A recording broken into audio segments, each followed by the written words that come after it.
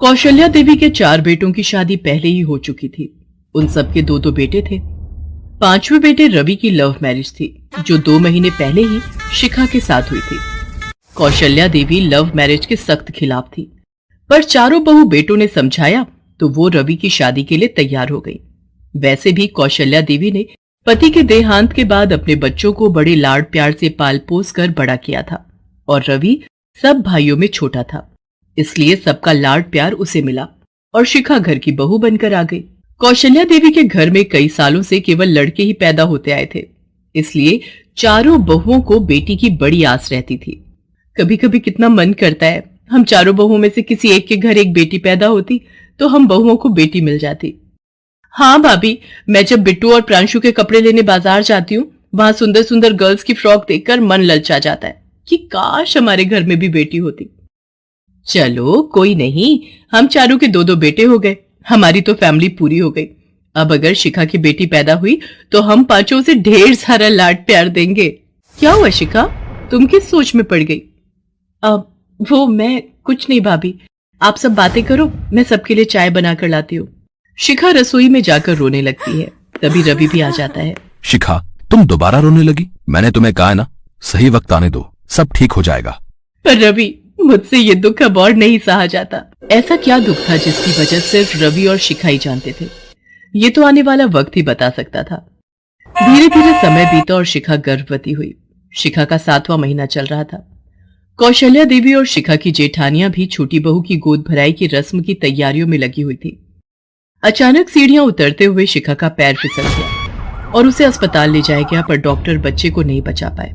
साथ ही साथ डॉक्टर ने कहा कि शिखा अब दोबारा कभी मां नहीं बन सकती। ये सुनकर सब लोग बहुत दुखी हुए।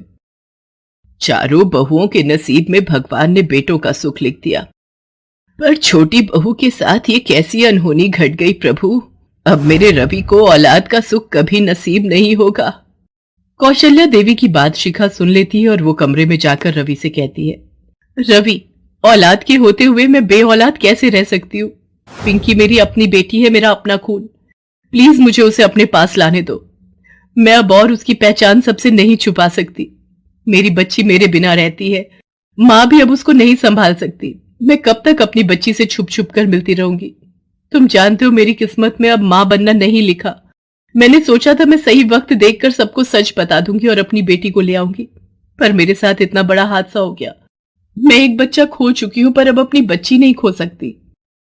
शिखा भी रवि से ये बात कही रही थी कि उसकी बड़ी जेठानी सब बातें सुन लेती है। तुम्हारी बेटी? ये सब मैं क्या सुन रही हूँ शिखा, ये कैसा राज है? हाँ भाभी, मैंने आप सबसे और माँ से ये राज छुपाया। आज हमारी बेटी 3 साल की है। भाभी, आपको याद होगा, मेरा एक जिगरी दोस्त दीपक मेरे साथ ही कॉलेज में पढ़ता था। शिखा और दीपक एक दूसरे से बहुत प्यार करते थे। मैं शिखा को पहले से ही पसंद करता था, पर वो मेरे जिगरी दोस्त दीपक को चाहती थी, इसलिए मैंने कभी उससे इस बारे में नहीं कहा। और फिर दीपक और शिखा ने मंदिर में छिपकर शादी कर ली। मैं इस बात को जानता था, पर एक दिन दीपक कार एक्सीडेंट में मारा गया। शिखा मेरे पास आई और उसने सारी सच्चाई मुझे बताई। रवि, मैं मां बनने वाली हूँ। मैं अबॉर्शन भी नहीं करवा सकती क्योंकि मैं और दीपक चाहते थे कि हम इस बच्चे को दुनिया में लाएं। मैं नहीं चाहती कि दीपक की निशानी को मैं मार दूं। मेरी मदद करो रवि, मुझे कुछ समझ नहीं आ रहा। तुम चिंता मत करो शिखा, तुम्हारा बच्चा, मेरे जिगरी दोस्त दीपक का ये बच्चा इस दुनिया में जरूर आएगा। और फिर कुछ महीनों बाद शिखा ने एक बेटी को जन्म दिया। मैंने शिखा को अपनी पत्नी के रूप में स्वीकार किया, क्योंकि मेरे पास कोई और रास्ता नहीं था। मैं सही वक्त आने का इंतजार कर रहा था, पर हमें नहीं पता था कि हमारी किस्मत में इतना बड़ा दुख आ जाएगा कि ये बात हमें इन हालातों में बतानी पड़ेगी। हमारी पिंकी अपनी नानी के घर पर है।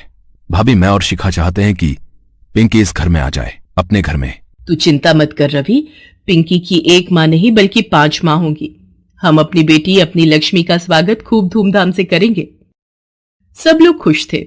शिखा की चारों जेठानियां पिंकी को देखकर बहुत खुश थीं। वो सब पिंकी को ऐसे प्यार करने लगी मानो ना जाने वो पिंकी को कब से जानती हूं। सभी के बेटे भी अपनी बहन को देखकर घुल मिल गए, पर कौशल्या देवी अभी भी मुंह फुलाए बैठी थी। तुम लोग जितना मर्जी कह लो, पर मैं इस लड़की को अपनी पोती कभी नहीं मानूंगी। तुम चिंता मत करो शिखा, हम पांचों मिलकर अपनी बेटी पिंकी को बहुत प्यार देंगे। धीरे धीरे समय बीता और पिंकी भी अपने भाइयों के साथ बड़ी हो गई। पिंकी के सभी भाई नौकरी पर लग गए थे। पिंकी घर में अकेली बेटी थी, इसलिए सब उसे बहुत लाड प्यार करते थे। पिंकी एक सफल डॉक्टर बन गई थी। आज आशीर्वाद देने के लिए उसकी 5 माएं सामने खड़ी थी। मैं कितनी खुशकिस्मत हूं, मेरे साथ 5 माओं का आशीर्वाद है। पर दादी माँ, कहते कहते पिंकी की आंखों में आंसू आ जाते हैं। उसकी 5 माँ उसे गले लगा लेती हैं और दही शक्कर खिलाकर उसे भेजती हैं। धीरे धीरे पिंकी शहर की एक प्रसिद्ध हार्ट सर्जन बन जाती है। अचानक एक रात कौशल्या देवी के सीने में तेज दर्द हो जाता है और उसे हॉस्पिटल ले जाते हैं। कौशल्या देवी के हार्ट का ऑपरेशन होता है और कुछ दिनों में वो ठीक हो जाती हैं। सभी बहुएं अपनी सास के पास बैठी थी। मेहमान देखने आ जा रहे थे। कौशल्या देवी के बेटे और पोते भी वही थे। तभी वो बोली, मेरे परिवार में एक अधूरापन है। मेरी पोती कहाँ है? बाकी सब दिखाई दे रहे हैं, पर मेरी पोती, मेरी पिंकी कहाँ है? पिंकी, बेटा मेरे पास आ। अपनी सास को पिंकी को पुकारते देख 5 बहुएं रो पड़ती हैं। सबकी आंखों में खुशी के आंसू आ जाते हैं। पिंकी कमरे में आती है और अपनी दादी माँ के गले लग जाती है। दादी माँ, अब कैसी तबीयत है? मेरी पोती डॉक्टर है। मैं जानती हूं मेरे दिल का ऑपरेशन तूने ही किया है, फिर मुझे कैसे कुछ हो सकता था। तेरे इलाज से मैं बिल्कुल हट्टी कट्टी हो गई मेरी बच्ची। और फिर उस दिन के बाद सबकी लाडली पिंकी कौशल्या देवी की भी लाडली बन गई।